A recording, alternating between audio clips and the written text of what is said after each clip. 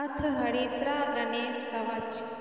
ईश्वर उवाच श्रीनु वक्ष्यामि कवचं सर्वसिद्धिकरं प्रिये पठित्वा पाठयित्वा च मुच्यते सर्वसङ्कटात्।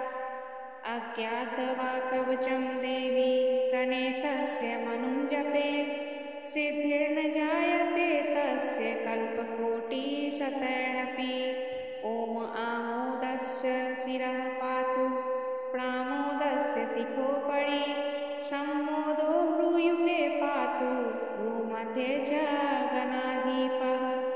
गणाक्रीडो नेत्रयुगं नासायं गणनायकः गणक्रीडानिवतः पातु वदने सर्वसिद्धये। जिह्वायां सुमुखः पातु ग्रीवायां दुर्मुखः सदा विघ्नेशो हृदये पातु विघ्नाशस्य वक्षसि।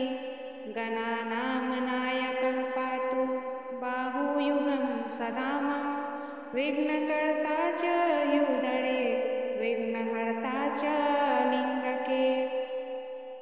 गजवक्त्रः कटिदेशे एकदन्तो नितम्बके लम्बोदरः सदा पातु गुहदेशे ममारुणः।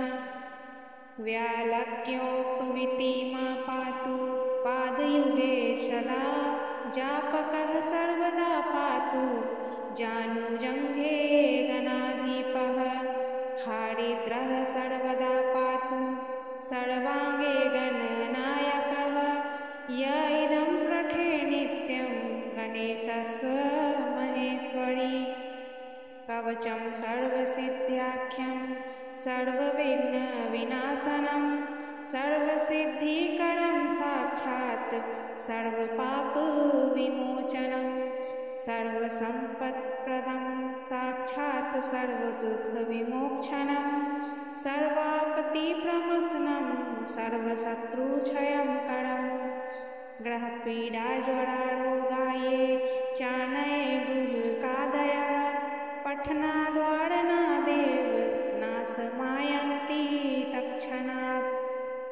धन्यधान्यकरं देवी कवचं सुपूजितं समं नास्ति महेशानि त्रैलोक्यकवचस्य च।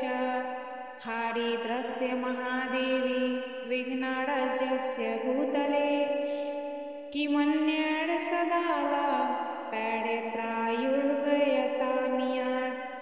इति विश्वसारतन्त्रे हरिद्रा गणेशकवचं सम्पूर्णम्।